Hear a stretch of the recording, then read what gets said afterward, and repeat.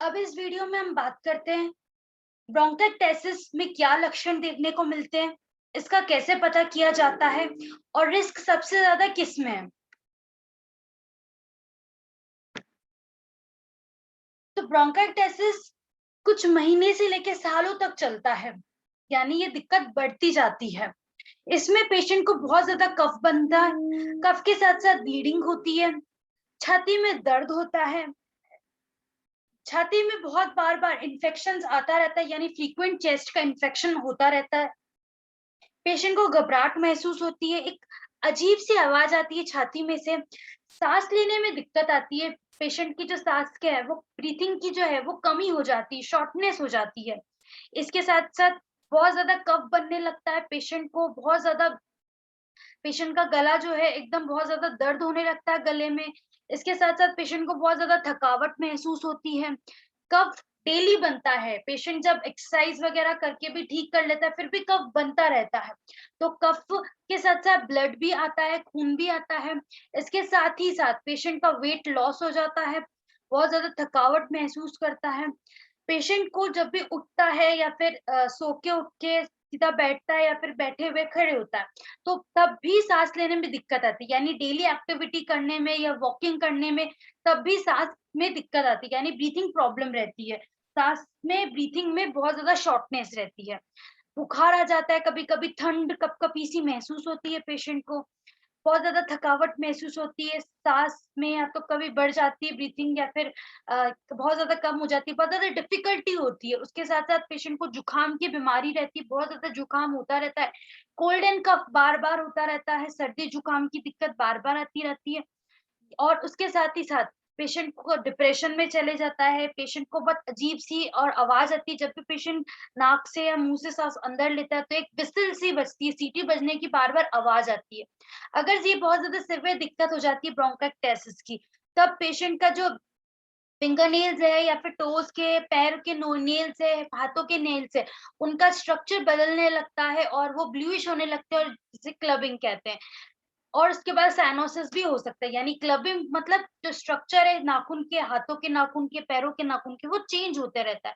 बार-बार पेशेंट को रेस्पिरेटरी की, लंग्स की इन्फेक्शन होने लगता है, जिससे पेशेंट को बहुत ज़्यादा दिक्कत आती है।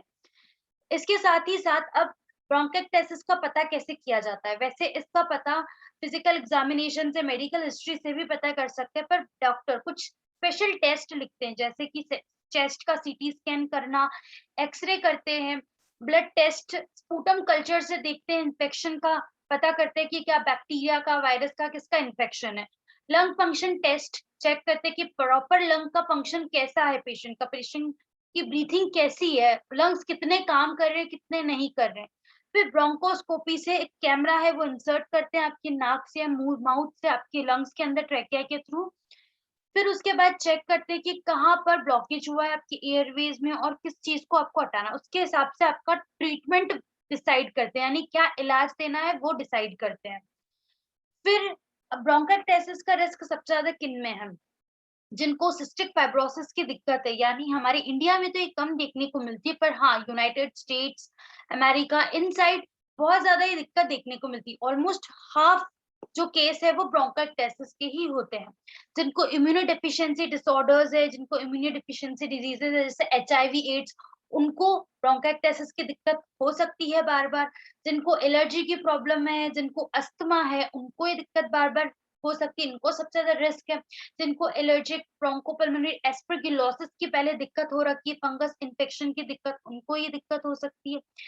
इसके साथ ही साथ जिनको प्राइमरी सिलियरी डिस्काइनेसिया की दिक्कत, सीलिया की जो है वो जो सीलिया उसका स्ट्रक्चर बदल गया है, सीलिया का फंक्शन नहीं अच्छे से हो पा रहा है, उनको ये दिक्कत आ सकती है। या फिर जो लोग जैसे-जैसे एज बढ़ती जाती है, जो ये कंडीशन वैसे महिलाओं में देखने को मिलता है और बच्चों में भी ये देखने को मिलता है। उसके साथ ही साथ जिनकी जैसे ज़्यादा एज बढ़ती जाती है, तो उनमें जिनमें बॉडी में इतना इम्यून सिस्टम अच्छा नहीं रह पाता, कुछ ना कुछ बीमारी की वजह से ब्रोंकाइटिस की दिक्कत आ सकती है। तो ये हमने बात करी थी, क्या लक्षण देखने को मिलते हैं, कैसे पता किया जाता है ब्रोंकाइटिस का और रिस्क सबसे ज़्यादा किस किस वजह से है? सबसे ज़्यादा किस वजह से ये रिस्क होता है? उसके अलावा अब अगली वीडियो में हम बात करेंगे कि अब ब्रोंकाइटिस का इलाज क्या दिया जाता है, ब्रीथिंग एक्सरसाइजेस, पल्मोनरी रिहैबिलिटेशन क्या है, इसमें क्या दिया जाता है एक्सरसाइजेस, और उसके साथ ही साथ आप घर पे इसका कैसे ध्यान रख सकते हैं।